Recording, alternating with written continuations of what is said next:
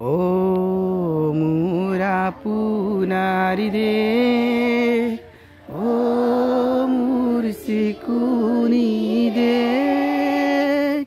এনেখন শুৱলা এনেখন সুফলা এনেখন মৰমৰ ৰে ও মোৰ হুৰিয়ামাৰ অসমৰ সুৱদিমা পৃথিৱীত কতো বিচাৰি জনমটো নোপোৱা কৰিলেও পাত ও মোৰ উপজা ঠাই ও মোৰ অসমীয়াই চাই লওঁ তোমাৰ মুখনি এবাৰ হেঁপাহ মোৰ পৰুৱানা।